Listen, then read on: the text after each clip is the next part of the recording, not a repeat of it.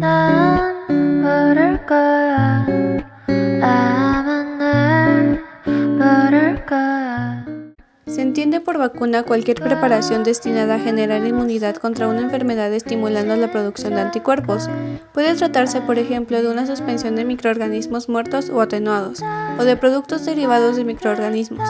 El método más habitual para administrar las vacunas es la inyección, aunque algunas se administran con un vaporizador nasal u oral.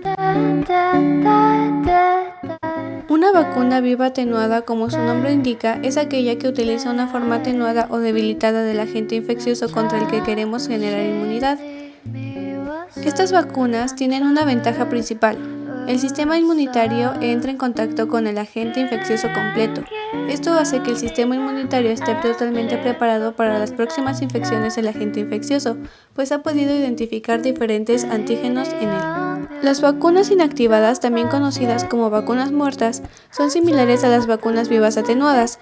Al igual que el caso anterior, se inocula el agente infeccioso completo, pero muerto, es decir, sin capacidad de infectar a las células. Al eliminar la capacidad replicativa del agente infeccioso, se evita el principal problema de las vacunas vivas atenuadas. Sin embargo, este tipo de vacuna suele requerir más de una dosis. Las vacunas subunidades son aquellas en las que se inocula un componente del patógeno contra el que queremos protegernos. En este caso, por ejemplo, se introduciría al organismo de una proteína de superficie característica del patógeno.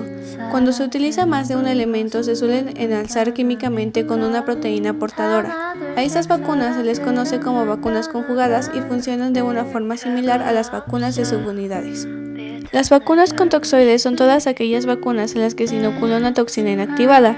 Este tipo de vacunas está enfocada a la prevención de enfermedades que están causadas por una toxina producida por un organismo, pero no por la infección de este. El ejemplo típico es el del tétanos, cuyos síntomas no están causados directamente por su bacteria, sino por la toxina que produce.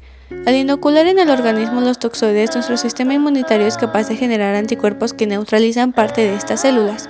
A la vez, aparecen linfocitos de memoria que serán clave en un nuevo contacto con la toxina. Las vacunas de ADN consisten en la introducción de un plásmido con genes del agente infeccioso en las células del organismo al que se busca inmunizar. El plásmido, gracias a la maquinaria celular, genera proteínas de germen e induce una respuesta inmunitaria. En el caso de las vacunas de ARN, se introduce en el organismo ARN de cadena simple que codifica para proteínas específicas del agente infeccioso objetivo. Este ARN, al ser introducido en las células, produce en ellas proteínas del agente infeccioso. Estas proteínas, al ser expulsadas de las células, inducen una respuesta inmunitaria con su correspondiente generación de linfocitos de memoria. Las vacunas de vectores recombinantes son aquellas en las que mediante ingeniería genética se introduce el material genético del agente infeccioso objetivo en un vector. El vector se introduce en el organismo al que se busca inmunizar y se divide en él, expresando el gen del agente infeccioso y generando una respuesta inmunitaria.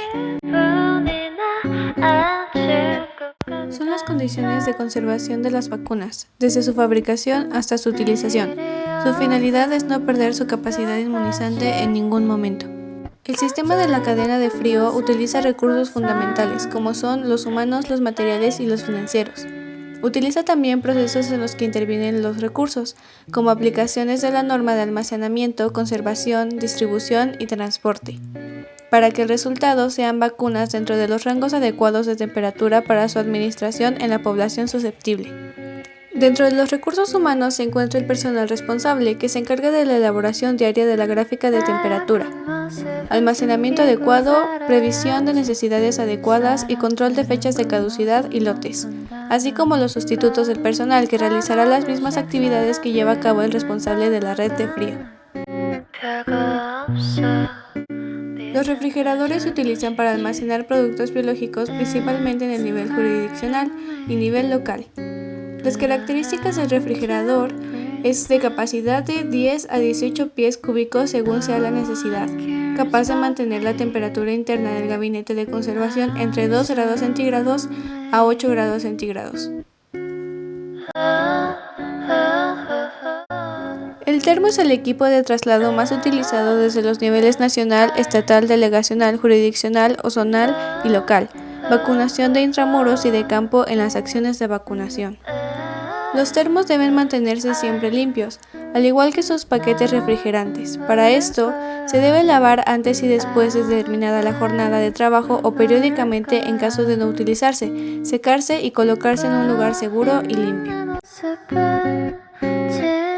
Los frascos abiertos de las vacunas multidosis de Sabin, DPT y TD, antiinfluenza, antihepatitis B y antineumocóxicas de 23 serotipos pueden ser utilizados dentro de las unidades de salud. Deberán tener registrada la fecha en las que estos se abrieron para continuar su uso durante 7 días. En el caso de las vacunas SRP, SR y BCG, deben desecharse al término de la jornada y para la vacuna BCG se desecha a las 4 horas de reconstituida.